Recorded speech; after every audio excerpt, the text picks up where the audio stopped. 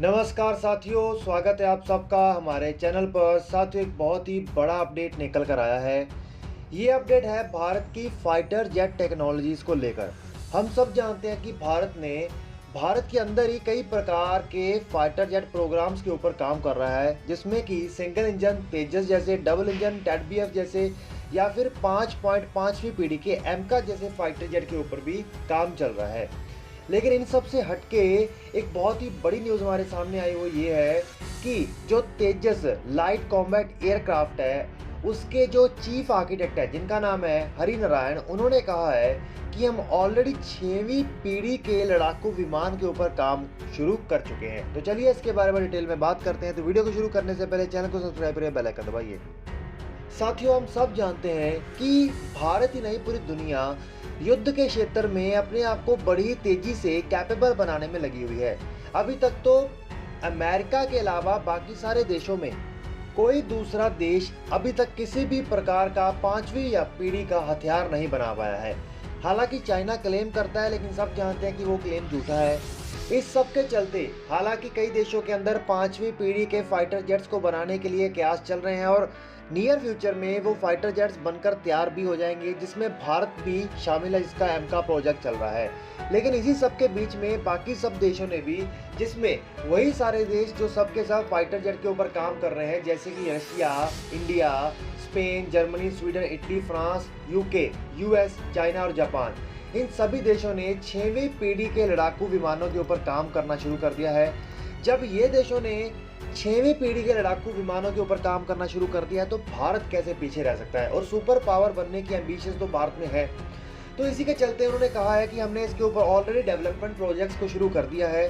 देखिए, अगर किसी भी फाइटर जेट प्रोग्राम की बात करें तो कोई भी देश का, जो दुनिया का फाइटर जेट, किसी भी पीढ़ी के फाइटर जेट के बाद, जैसे 5.5वीं पीढ़ी के फाइटर जेट के 5 या 15 साल के बीच के दौरान में बनकर ही उभर के आएगा, उतनी जल्दी नहीं आ पाएगा। फिर भी हम ये कह सकते हैं कि 2040 के बाद शायद हम एक्सपेक्ट करें कि 6वीं पीढ़ी के लड़ाकू विमान भी दुनिया को देखने मिलेंगे। लेकिन आने वाले कई सालों तक 5वीं पीढ़ी के लड़ाकू विमान और चौथी पीढ़ी के लड़ाकू विमान दुनिया इस्तेमाल करेगी, जिसमें भारत टेडबीएफ या एमका जैसे प्रोजेक्ट्स के ऊपर काम कर रहा है। तो उनके अलावा जिस उन्होंने बात की है 6वीं पीढ़ी के फाइटर जेट्स की, वो कहते हैं कि ये आधुनिक तकनीकी से लैस होंगे। उनके द्वारा जो एमका मार्क 2 वर्जन बनाया जाएगा, उसके ऊपर हम आर्टिफिशियल इंटेलिजेंस सिस्टम रखेंगे, जो कि अंदर बैठे पायलट के ऊपर जो वर्कलोड है फ्लाइट के दौरान उसको कम करेगा, जो कि auto take off, auto landing या और भी कई सारे काम करने का काम करेगा, ताकि मतलब आर्टिफिशियल इंटेलिजेंस को ज़्यादा से ज़्यादा डिपेंडेंस दी गई और फाइटर पायलट के अंदर ज़्यादा से ज़्यादा लोड कम किया गया है। तो इसी के चलते कह रहे हैं कि जो 6वीं पीढ़ी का लड़ाकू विमान होगा, उसके लिए जो भी सारे प्रोजेक्ट्स हैं, प्रोग्राम्स हैं, वो ऑन फ्लोर हैं, वो काम चल रहा है। वो के अनुसार जो 6वीं पीढ़ी का लड़ाकू विमान होंगे वो 2 प्रकार के होंगे, एक तो मैन्ड, एक अनमैन्ड। हम ये नहीं कह सकते कि केवल पायलट के द्वारा ही उड़ाया जाएगा, बिना पायलट वाला एक ड्रोन टाइप 6वीं पीढ़ी का लड़ाकू विमान भी होगा। इसमें सबसे बड़ी बात तो ये है कि अगर हम कोई ड्रोन भी उड़ाते हैं तो उसके लिए भी कहीं ना कहीं पीछे कंट्रोल रूम में कोई ना कोई पायलट ही उसे उड़ा रहा होता है, जो उस कंट्रोल रूम से उसे क्या करता है, मैनेज करता है।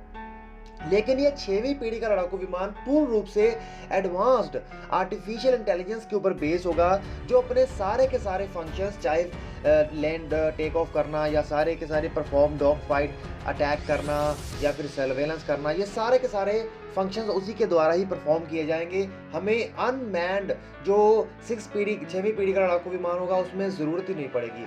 और इस चीज़ के लिए डेवलपमेंट अभी से किए जा रहे हैं। वो कह रहे हैं कि हम इस चीज़ को सुनिश्चित करने के लिए जो हमने घातक यूसीएवी प्रोग्राम को चलाया है, या फिर हम एमका का जो अनमैन्ड वर्जन बनाएंगे, उसके अंदर भी हम आर्टिफिशियल इंटेलिजेंस को इतना एनहांस कर देंगे कि वो ह्यूमन पायलट की चाहे कंट्रोल रूम में चाहे फाइटर जेट के अंदर ज़रूरत ही ना पड़े।